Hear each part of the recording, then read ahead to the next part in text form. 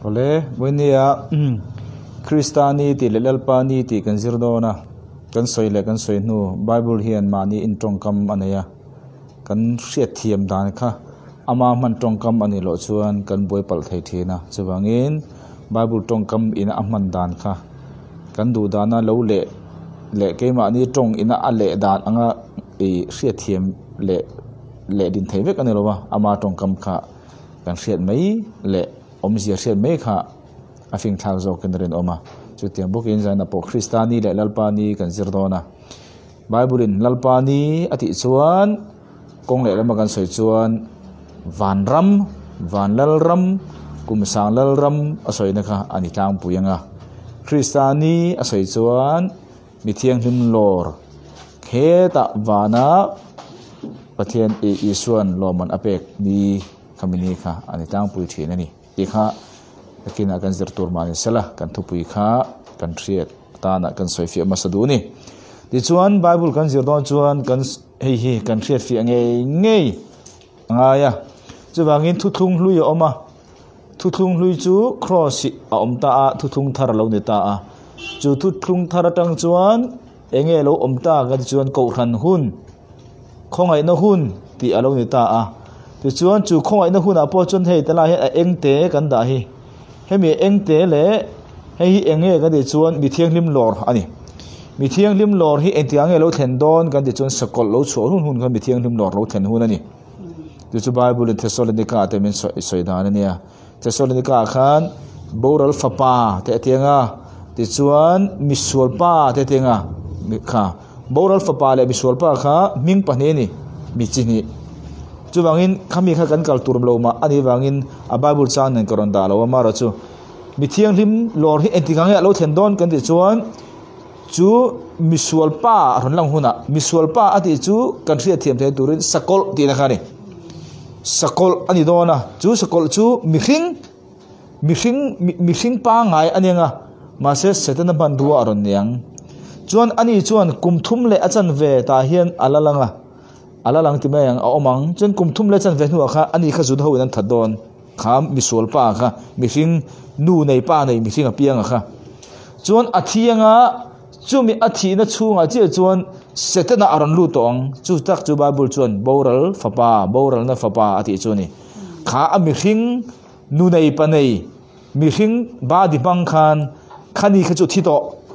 ma se atak sa ba di mang chunga khan setana aron lu tanga setana chuan kumthum na chan ve kha aron obdon ani chu hemi kumsari he nia hemi kumsari hi zakopa har sat kum ti te nia ti chuan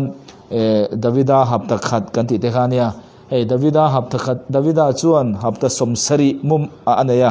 hapta somsari jinga khan somruk le pakwa kha ta hen kan mang zo to cross e hen somruk le pakwa ti chuan akara chuan aro in tlazepta hei khongai na hun kan ti ko ran hun khani ta a hemi azo huna hian helaya Davida hapta somsari pakhala ba kha hemi pasari tur he ni hemi pasari hi Zakoba harsat kum ti te ani wangin Bible in Zakoba chu tu mo Israel ho juda ho ti nai chu chuwang hela hi abik takin juda ho tan ruwa manani mase he khongai na hun na chanchin tha Isu lo kala chanchin tha chu lalram chanchin tha nia mase anni lalram chanchin tha chu enge kan ti chuan Isu lalram kha chanchin tha enge ti chuan I thil ti le rin na ngai anni hun lai Isu lo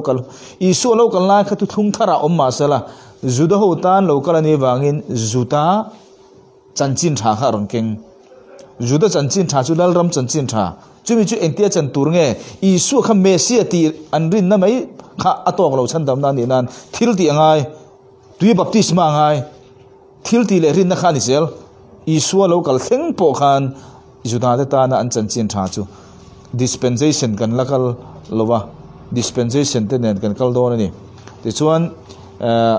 chu ania ti chuan chu mi dispensation kan kalma tu kan kal lok ti chuan hemi kumsari azo atan don che khan sakol alo langa chu sakol alo lang che chun ke ni he khongai na huna tir ko pola ne na Isu na achanchin tha hil mo chu chanchin tha hil chu ring tu piang ta kha tain lak chho kan ni don chajan pradesia kan omang pradesia kan om don tirko polan mit khap kara mo kan taksa khati dang lam om don chu taksa ti dang lam chu thisen om don lo thisen nei lo ti dang lam van taksa ni si adam eden huana om la ya taksa angkha ta khanin ta hian la chang kan oma toi thei to lo chitei to lo sualin adam hun lai anga sual khem tu jong jong po khan doi chibit lakina chon om min thei to lo khan ti chuan chu anianga chumi zo vele chuan he gospel ring lo tu te khan he kum sari na hi ankal tlang don ta ni hela la thi si lo la nung dam ho khan chulai chuan helai an gospel kha tu te ta na moni kha helai kha abi takin zu ho ta na ni kan ti kha ma se zu da lo po helai he gospel ring lo po ankal tlang don do ta a zu da ho chu iso lo kal thleng khan rin na le thil ti achan dam na chang chawani ma se isu kha an narawangin isu khan arong bol kha athil tu ma hlen zo lo thi chau thi thei lalram vanram adin theilo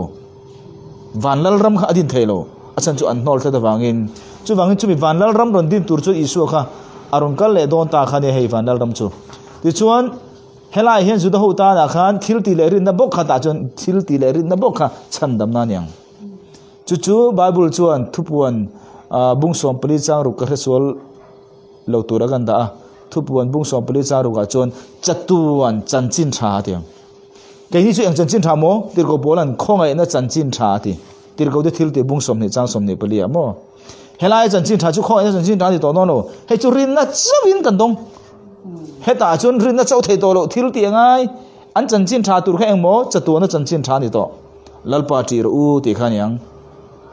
chú mình nuôi cho anh nghe thiếu tiền ai, anh thiếu tiền tụi nghe, sakol,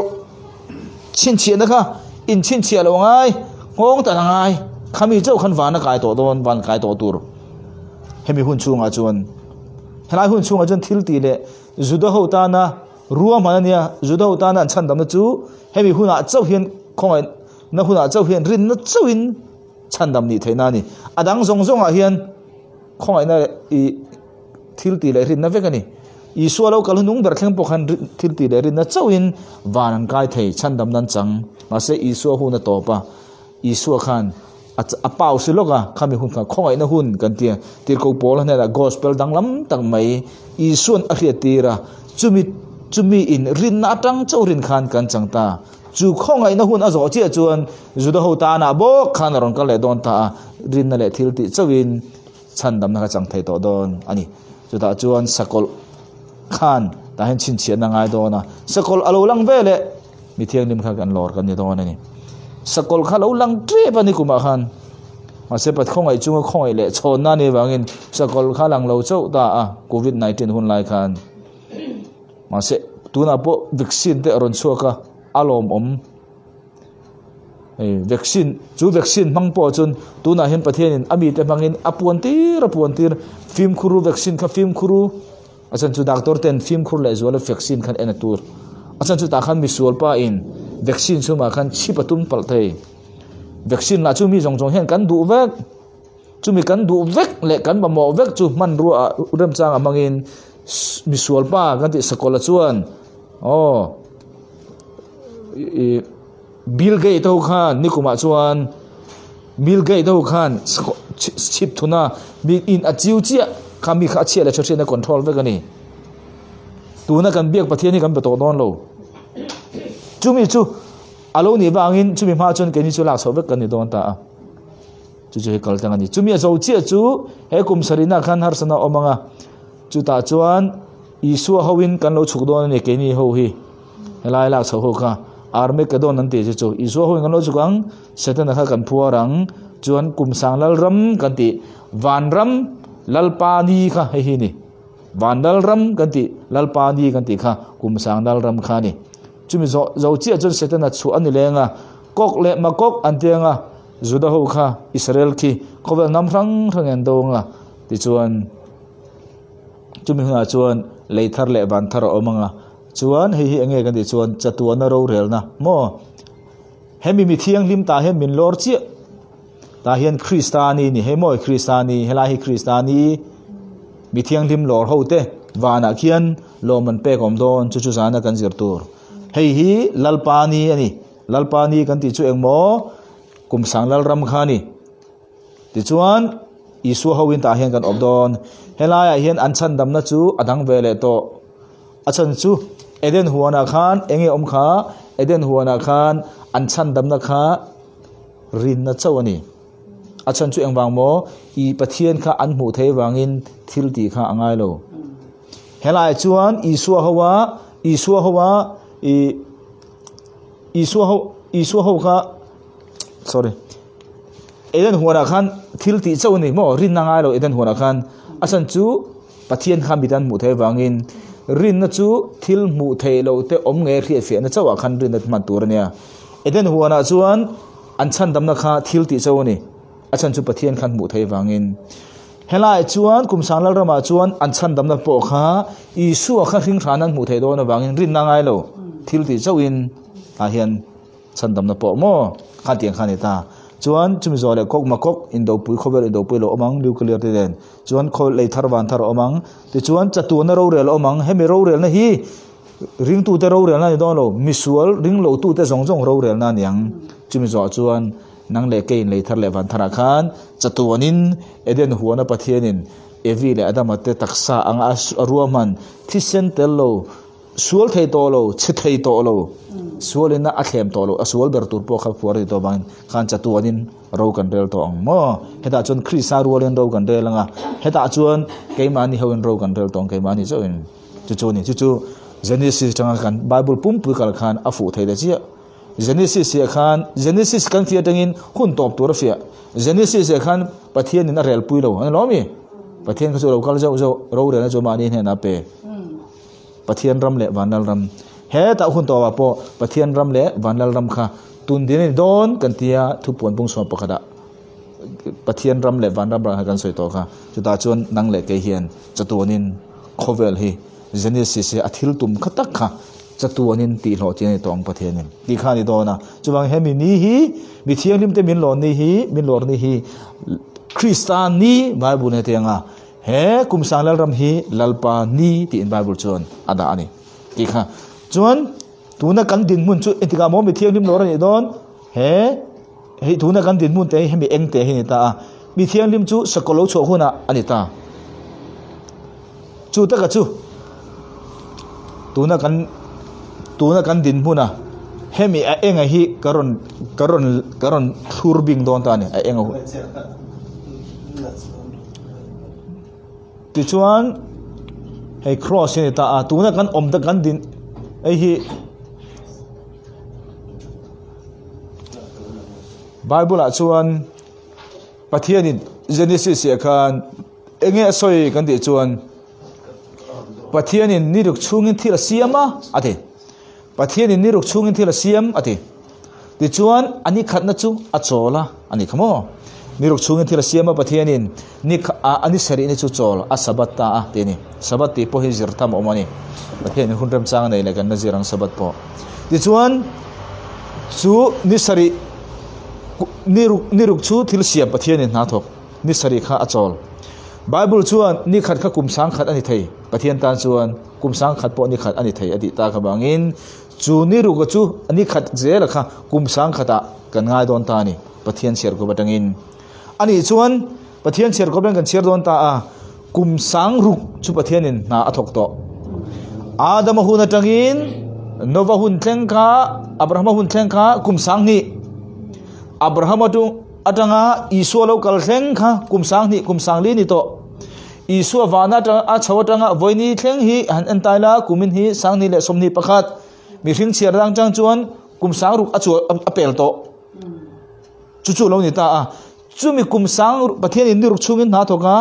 ani sari ne kha chol chi angin kumsang ruk chung na thoka ani sari ne chu angni turmo lalpani vanram kumsang ro rel kan ti kha pathian chol tur khani ta ni chu chumi tar mi drang kan chu che chuan tuna hian entai la hi kumsang ni tura da ta ang isu local hi ni ta a isu local tanga kumsang li kan mang to isu local thleng kha Adam atangin Abraham kumsang ni Abraham atanga isu local thleng kumsang ni ani chuan isu local teng kan chu ta nga kumsang ni le tura chuan ta hian kumsang Bible a hian ko ran pasari Bible en soita a FSC te Smyrna te chuan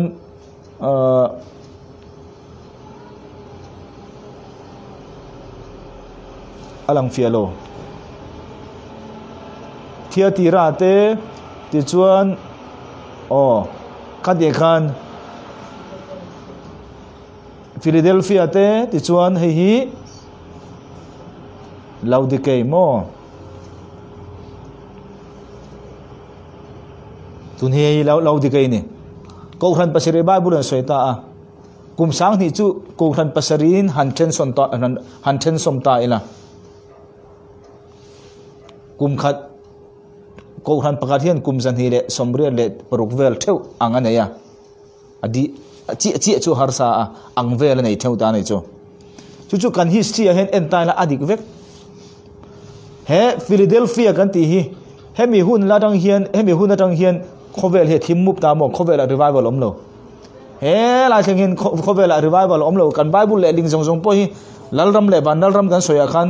ta khan tam tak aron hong ta kan Bible te adik lo tam tak aron chuak ta a chu kan man tam tak then khat te po alo ni chhota a Bible ber adik lo chon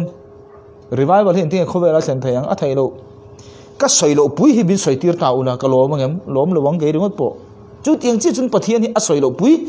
han soitir ta ila athu hi a soilo pui kha bel ta cha da teu ila amo a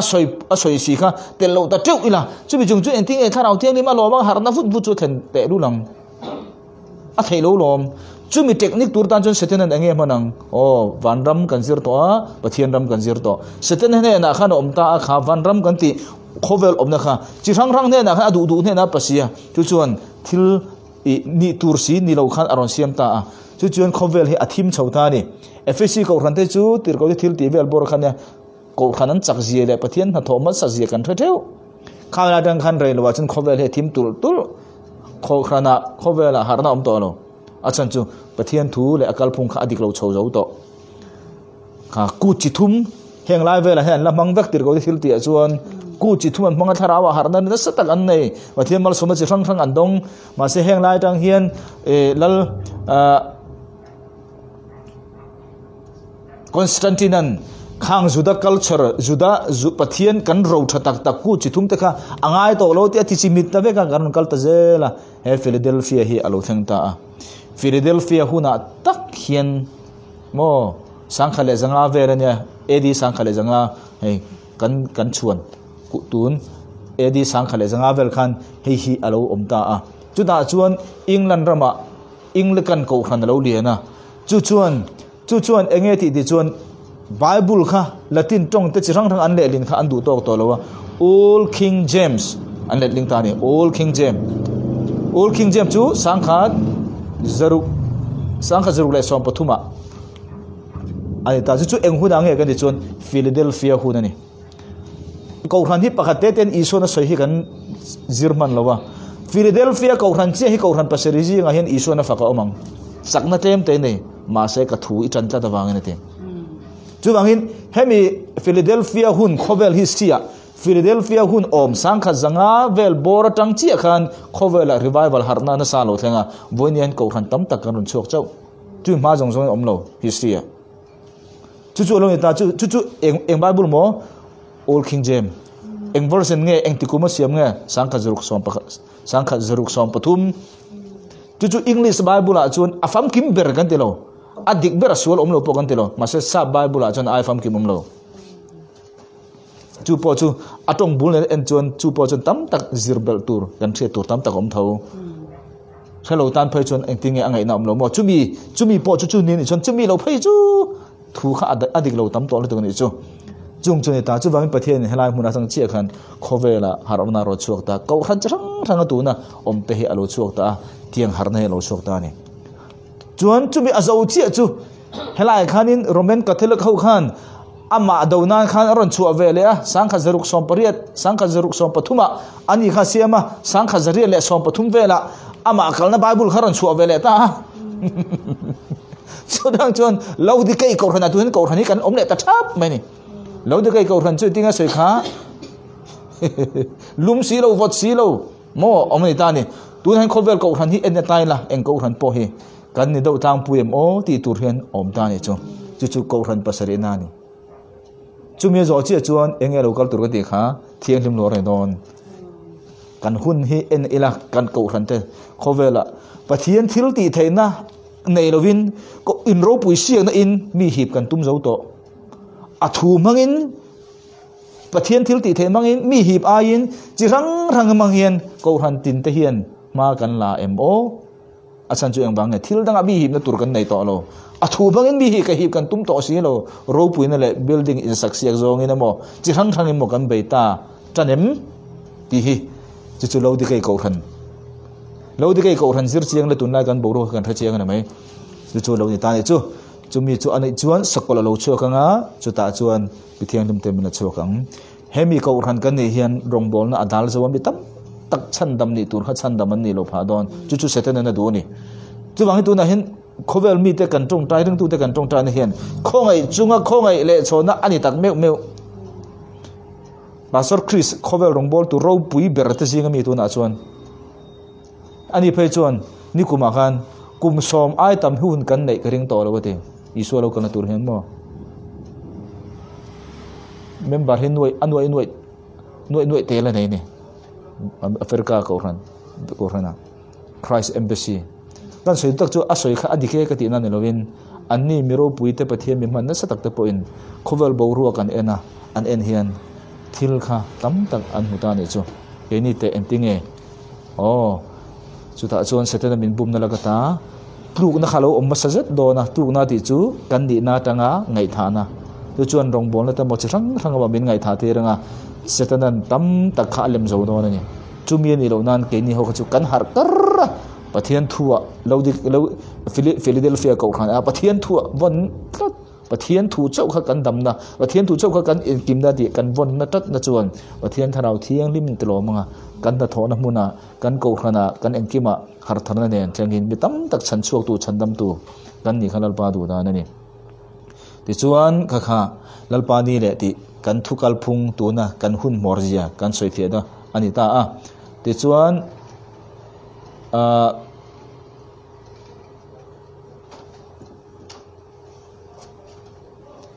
sumi tuna khan ulking jam kan tia ulking jam chu sap mi tam tak hian sir pelo athu hi akhir li tu gamo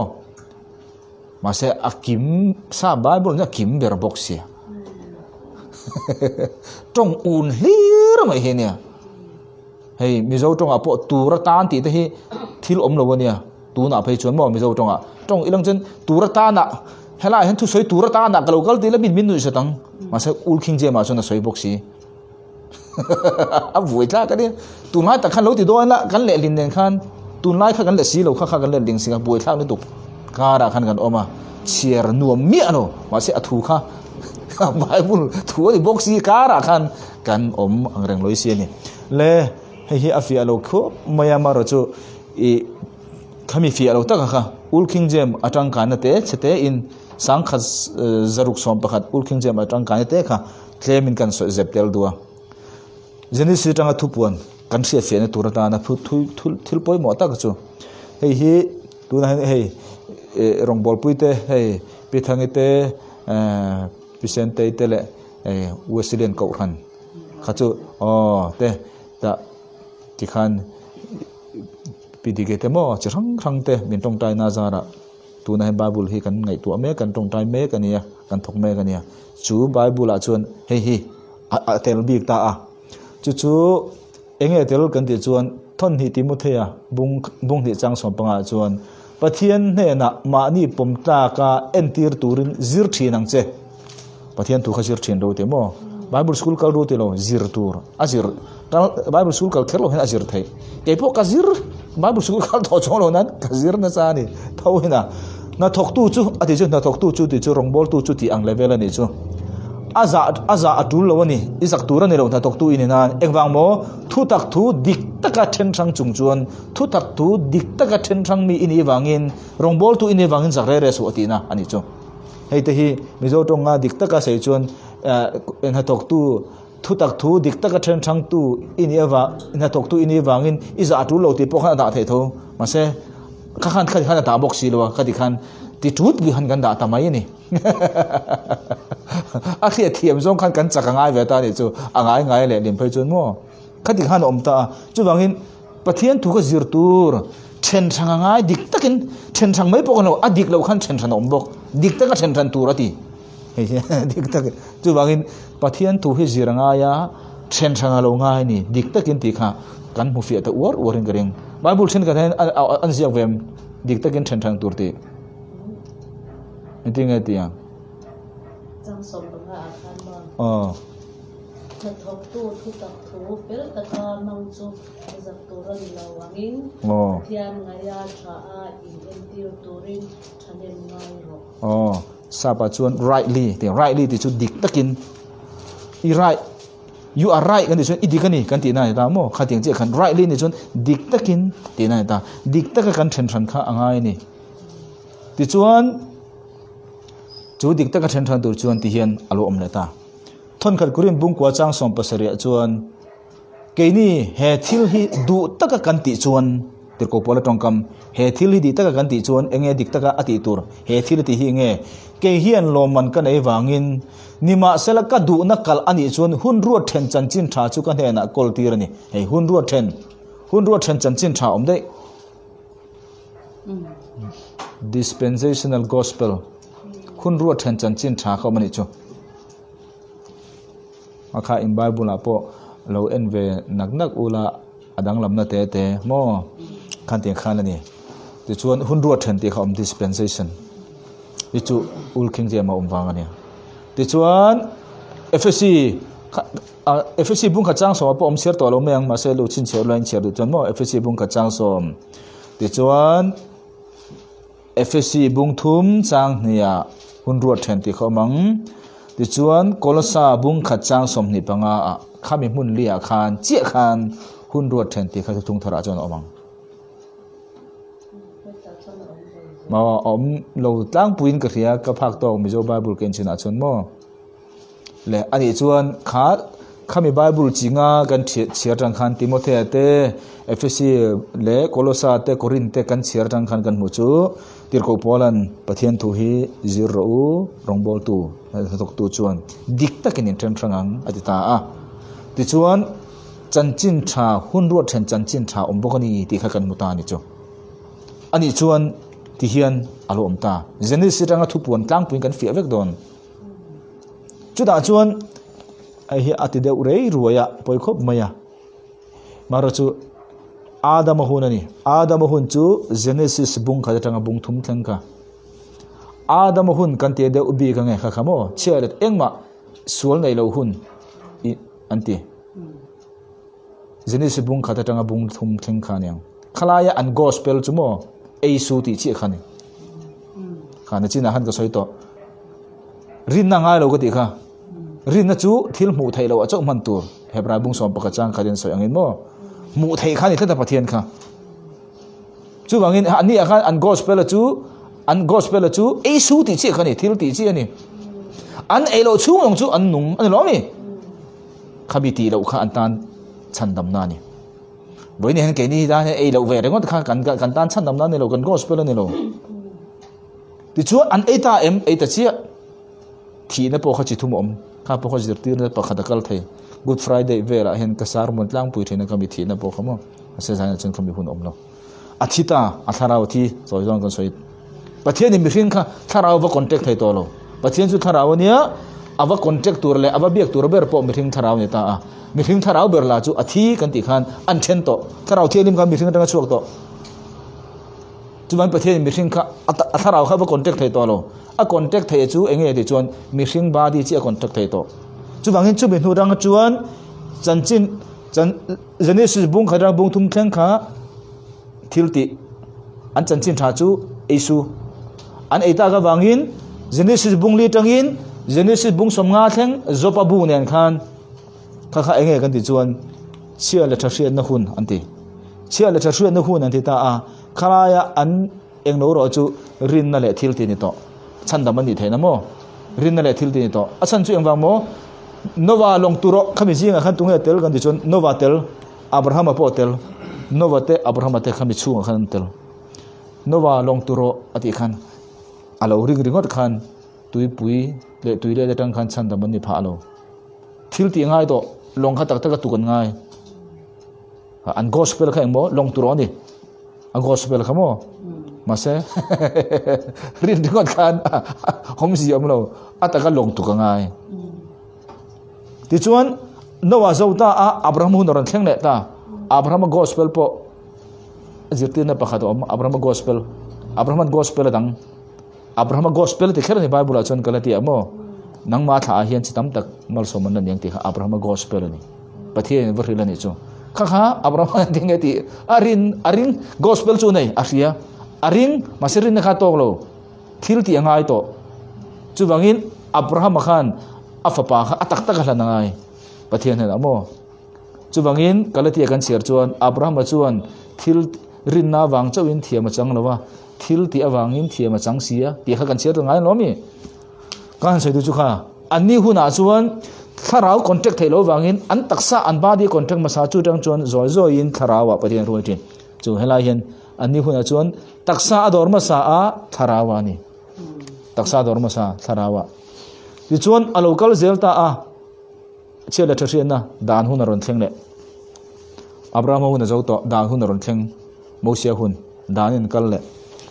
dan kan tan chan chin thani mai rin na le thil ti bok khangai zel chu da chuan tu teng etel Moses te Davida ten tel le rin na chau khan chan da man ni thailo ani chu thil ti angai tel vek chuan chan chin tha garon kai to mathai marka lu ka johana thuthung tharan ma ani sala thuthung hlui rong bol na vek alani iso lo kal kha mo rin na le thil ti vek angai chu wangin baptisma an chan te khangai khami khan tharau the man chang voine kai ni tuye baptisma kan ti bangan tharau the kan chang don lo tu chu gospel kal phu ani ama hun lai ahun ro chan chin tha chon te reng mai alo ni ta ti chuan chumi hun ro atang chuan voine hen ange ti chuan tir ko pol mangin zentel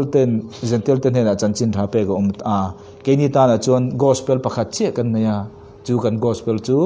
thon khat korin bung som panga chang khai rang chang li che kha gospel ania kan chan chin tha isu chu pathian le khathu angin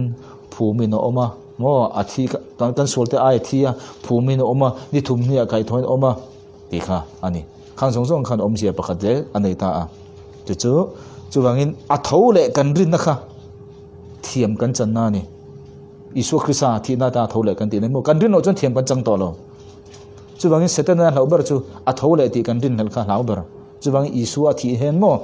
isu thi khan a tho le chianga isu krisa a tho le chiang ziam mutu he mo rom se payan ni rom se pay ho hi do soi mi alo tura train ni do soi mi alo tura train rom se pay re ma ni mo phun na len vek chu wangin an mo phun na an len lo a jon ma ni in tha me kha rom se pay ho in zir tir da ni chu wangin pol te sil te lung en tanga lung in tang veng tu khan an chuak se lung in tang veng tu khan amo phun na len lo wang ma ni in tha lung tum khamo kha kha ti tura rom se pay re train ni chung ti anga train mi sang mi za sari le sang khat chuang verin isu than khan veng ania isu than veng tu khami pali nga ve la nga mi along o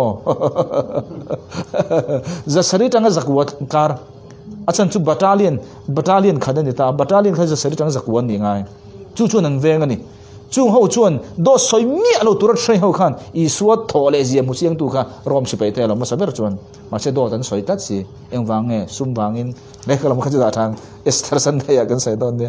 le ka ti khani ta chu a thole na kan rin se tan na hla u zia ka sai du na chu mo a thole na kan rin na chi hian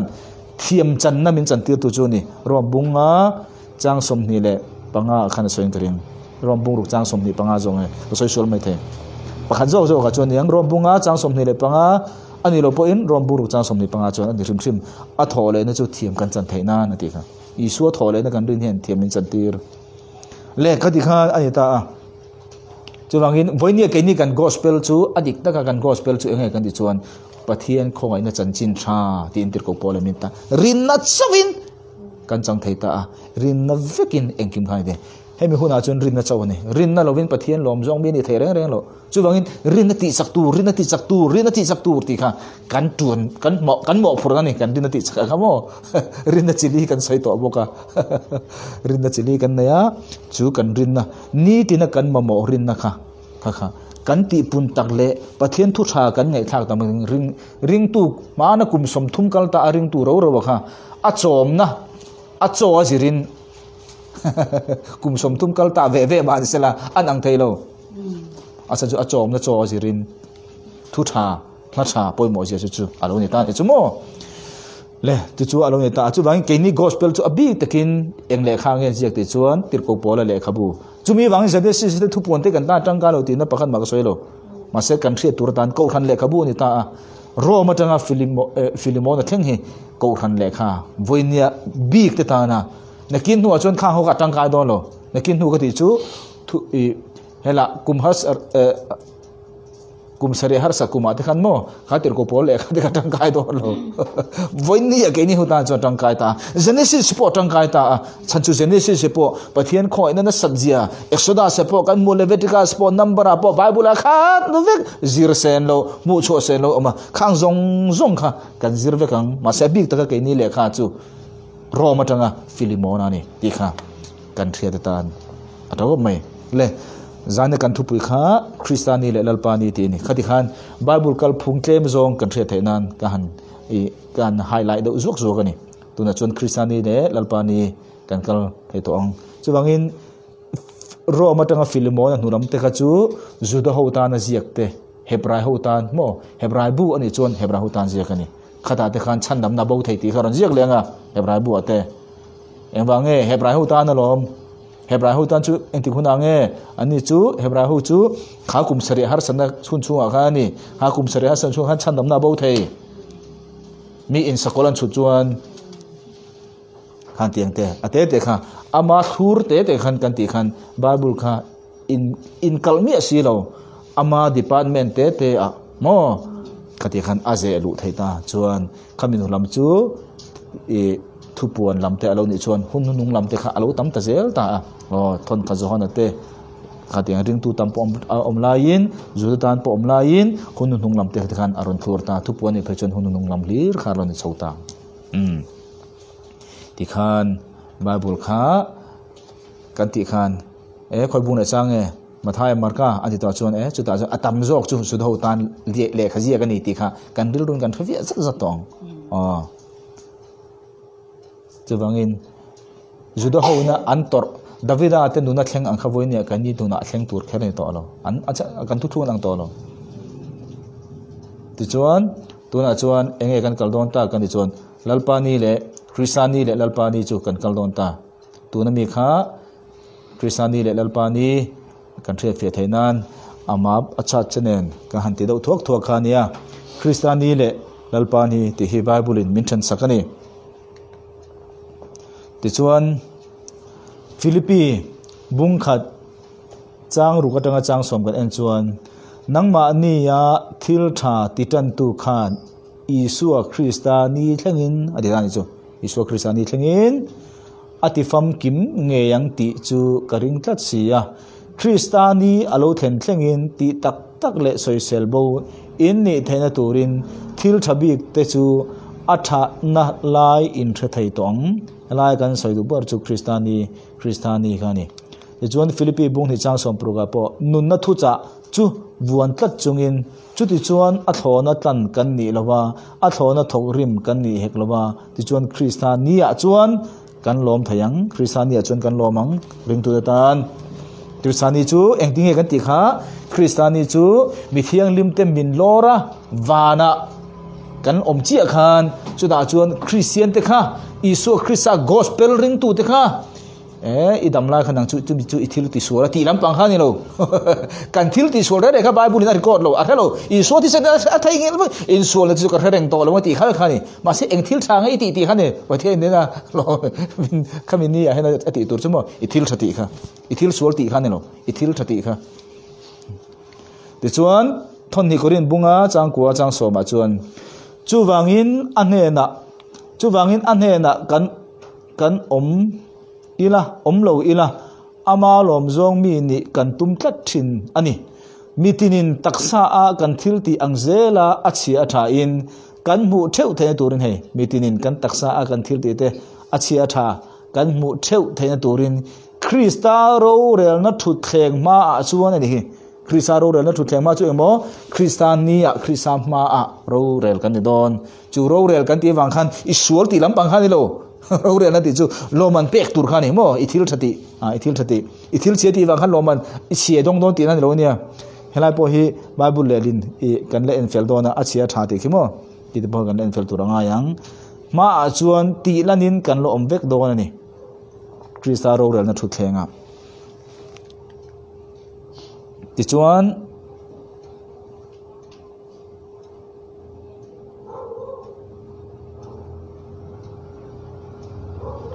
thon ni korin bung khachang sompli ka yang thon ni korin bung khachang sompli tun Kristani kan zo to Kristani chu mithiang lim lor ni khani lom pan pek ni ring tu te until thati angzelin thon tunjelal pa ni thon ni korin bung khachang sompli kan lal pa isua ni a chuan nang ni hi ka chuang don ka chuan don chu ang bokin nang ni po in min chuang ve don ti nang ni mi then khatin min thia thiam pui ang tak khan lalpa iswani chuan thon ni korin bunga changa mi chung tiang chu lalpa iswani a chuan atharau chu chandama om theinan ati sa boral turin setana pe mai ila katiani lalpa iswani a chuan kum sang lalram kan ti khamoi hi abai bu chang te ka chu hril fialo mai teng o ti chuan ani chuan lalpani kum sang lalram vanram kan ti ta Kristani mithiang lim lora ring tu te an thil ti ang zela loman ani chuan eng ang loman nge apek don ti kha poi mo ta ni chumo Bible chuan loman chinga soita eng iti hian nge eng loman nge nang le ke hian kan don pakhana chuan thoni Timothy bung le chang riat tu na chuan felna la lukhum chu katan da in a om reng to a chu lalpa ngai tua tu fel tak chuan chu minia chuan mi pe ang ka ne na chau nelovin alo kal le hun ngak lel apiang te ne na po he felna la lukhum tu te ne ang pe don Isu Krista he lo kal le do ni ti ngak lel tu apiang te ne na pek tur ani aban tre Isu local nga le local palang ti hau tan chun atani men lo ko mai pumingan kan pul moi puming le nan fiam thu angin puming Bible sula kan tholain Isu he local thu sela nang entinga thianglim lora hen iteling em le ta he hetia ati da huka tia ati de huka mi puya ati de hu chen atelve mai hi zu karinga ti ma se te pakhata ati de chat tur chen ka tel hi karing che lo de no khan chuan Isu Krista alo ka le do ni ti kan be se na khan felna la lukhum kan don na ni der me rep char be se tu te ti na ni chu apani na chuan Jacob bung kha chang som pani thlemna tur ram tu chu ani lo atua na chu pomsak ani nuwa nunna lal lukhum lalpan ama mangai tu te ne na atiam chu amu do na wangin enge ta hian chanchin tha awangte Krista awangte kan tuar na te kha tuar na tam tak om theimo martar na theng po khan chuk jong chu lo ma nei ve khoya mo Kristania khan Krista ro rel lal thu thleng kan ti kamo hemi kan cher tang hian Bible kan cher huna nakina heta chon ka da lawa nakina chuan Bible in cher tang mundang in cher tang che in war po thai ka bei seita Bible then kan cher huna chuan uire te tual thatte chung te chuan pathian ram an chang top lowang tin cher thinem kha eng ti na nge he lo man hin chang don lo ti na van na man lu don lo ti na lo ne o pathian ram man lu don lo ti na lo ne chang don mu lut ti khan ba bu na thiar tham vek don kha then khatam ta kan thiar han lo wangin asia tu ta kan boi vek mu ati chu na china khan kan soi to giri chuan ideo achunga pekha chandam na chunga pekha atakin amang to lut ti ro chu piang thar kan ti na khani chang ti ro chu loman bua sei ta kha dong lo ti na khani mo kha ni chau chu wangin tiang ti sia ani meidile don ti lampang khan ke ni chuan kan ngai to mi alawang Bible tong kam kha kan thak tong ti chuan loman panina nunna la lukhum loman panina kha kan thleng to apathum na thon khat petera bunga chang ni tanga chang li in zinga pathian beram rual te chu thataka enkol chungin chomro se chomro beram rual te rongbol tu te voinia ke po katel bidang dang po kan zia kan tel thewang bidang dang po kan tel thewang voin pastor beram rual te kan te enkol kan nei theu mo mani to kha voin pastor kan yetia ko khan pakhadene min orden awan kherem pastor kan ni chau tia in ngai me long o nakina tharau thil pe khi tun tum hen ka chak view nan hun kan nei dong don lo hello then ka chu pastor in yang ni in hello kan omang chu tharau thil pe ka tanga thiet thai ve ka mo chu te chu mi thing min mu pastor chu in lo nan pathian tharau achun tharau thil pe ka dong kha pastor angin ko khana ini kherlo mai thei ma se ithin lunga ro chuan mi mangai na ini khatang mi tan pui du na khatang khami thil pe ka dong ni chuan chuti ni chun pastor angin lo nei angin ko khan hoi thok lo mala pathian ngai chuan khami thil pe ke donga iti tur ang iti chuan rongbol pastor thawini pathian bin mo mo kha berampu ni voini ang kepo enge kani ve tho hemi jinga tel chu nge berampu chu nge ti don mi te ka chom ta chu mi chom tu chuan ka berampu kan ti bakhan chom tur kan nei theu mani level to ka mo kan nei theu chu ta chuan tinga kan ti tur in jinga pathian beram rual te chu thatta ka enkol chungin thatta kina tel ni khimo dong da ta kan tel lo re chu bangin kepo voini hen ta hian hei tun hu ta na chuan lalpa en ta hian in ta na dem te min se tir ve te nang mani pe chong tur ni ta ka du da takin ka ti chuan khilai a khen ka tlamei the ni uluk takin ka theng to ka tha kan bo sai thin kha beram pu tha ina kan tu tur chu ni kan pu ina soi the kuria kan kalna Samuel in Dr. Samuel in kuria kan pu tu na poreng una lom tar to lu tuk bar mara ma hen missionary in ka thi do na ti thang ne mo keite hi azir tir te jinga chon adu ber te jinga mi kania atar tori to min themi alo ke chu Malaysia dang ran ho piang in kan pu hi ka thai hil thailo e ang po ni ro se ka ba lut ma sajia ka ba to ma sajia min thengai min thelo re ma se a re lo kha ti tur ne lo ka ti tur chu wa to ai lo da mem cha chu thil tam tak ama tang ka lo don to bangin ka ti se thai do an nu he chon min threthiam kan soi du tak chu nia chu a that lai min zir tir tu ni ta a soi fo ten chu rong bol te man mo su nang ni nge pathian nge khovel hi missing misul he mangai nang ni in himin ti thin pathian ni mangai zo pathian mangai zok tu hi ke ni hian ai mangai zok khoi kan tuma he ta in bo sa thei mang in bo sa tha lei lo le engma athua chingto hi kan pen chok thin thil kan ti sual tuangin athu hi ngun takhin injir ma sang chumi no in pen chok ang min ti thin doctor ne he min te khin thina taksa en kol tu doctor hi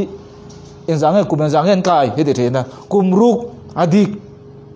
chumi nu practical kum khat anlu le kum sari anjir tin kan ti thayang chung ho chuan engen en kol taksan en kol taksa en kol te chu anti sual palkha poi kan du chu ne lo poi ta kan ni ma se chu ai poi chu mi tharau in en kol non in en kol sual palang ti kalaw ni ti thin chumi tur chuan kan dam doi man kan ti don nge kan chopeng man ka mi tan tur ni lo tura kan thei ang to ka uluk le tha mo pathian tharau thelum kai ruan na kan bo sai thin hi aba poi mo fe ti khani chung ti tu chu engting ati ti lo thei lo anga ti ni lovin chak tak chung zokin rong bol te kha hu phur tak chung ni lovin pathian mo phur min peng ni ti chak tak chungin lep na bol lo du wang ni hek lovin sum le pa wang chawin rong ka bolem ke hi ke ma je kan soi ni bilang ka soi lo ril du tak zokin ril ru mangai na ne du taka phur tak ne pathian ro chunga intilal hek lovin iberam te chunga khan intilal lu tuksu mo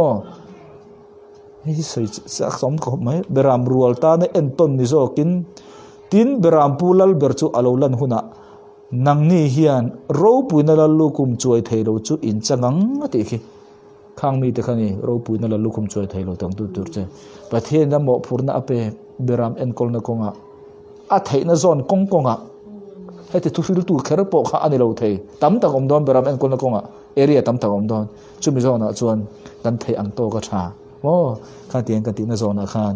ro puina lalu kum choi theilo abik takin pathian thu tha chom tu rong bol tu ta kha soi du na chonia le loman pathum na apali na chu ange kan di chuan thon khat korin bungkwa chang somni pali somni panga in tlan siak ho chu an za in an tlana nima sela pakhat chawin loman amuthin ti in threlowem ni in mu ve theina chu tiang chuan tlan ro u tin in ti siak na te chuan abai fan apiangin engkima an insum thin ni an ni zongin lalukhum chathei muturin an beya keini ero chuan lalukhum chathei lo muturin aita loman mutu te eng tiangen ti kha engkima an sum thin ne lomi gospel awang le krisa waga I insum na kha I lo sual la insum ni lo po ni la pathian ma chun eng ma inelo ma se insum na chuan lalukhum ka itan le ka tan chathei lo ko bo sai ni chumo mani insum theina tan hei ka ti hian bian tu palangem mian tluk don ai chuan ti a insum na chuan pathian lama nilo ma sela mi lama hei ka ti awanga an tluk don ai chuan ti a mi tluk che na tur ai ma ni kan sum na khan pathian lama chuan mak thun sakin ro jama ma du lalukum palina kan zo to e tuna chuan lalukum pangana atomna Thessalonica pakhan na bung ni chang som pakwa som ni enge kan be se na emo limna emo lomna lalukhum ti ani awangin ama local na a chuan nangni po kan lalpa isua omna in om don lovem ni nangni hi karo puina le ka limna in ni awangin lalukhum lomna lalukhum ani mo lom an pangana chu engbo lomna lalukhum chuchu engta ta na nge tharabo mantu de tan sevan ko khanin tharabo kan theina zon thewa kan man the ni chumi zona che I har che lango chu kan ta lom man bo sen om bedil kan tladon ani lo kan ti lo wang khan ase kan ti wang kan tan wanin lom man bo sai om wang hanani kan ti tur po ni boka ti tur ti na na chu pathen kan tan lom man po men bo sai ni kha Kristania ring tu te pathen na ro min rel na tur ni ro rel kan ti wang khan achia hi atel tur hi anga ma se tel lo achia kha achia re pathen mulo krisa thi sana wangin atha chau kha muwa kha tha ji nga po khan area siam ta a tiam china siam ta hetiang ti chuan hemiloman hetiang ti chuan hetiloman ti kha kuanga asiam ta khami kuanga khan zane local zong te na pakhat long thei lowa kan chan ngei tur te jinga mi chiang sa tu tang chiang sa chu lal isu local kan ring hi felna lal lu kum chu ta khan kan chang ta phut adang vai chang po kan om tewang kan jinga hian ka chang po kan om nge yang lalpan athu kan soi te mangin kan jan tharmal mi som ro se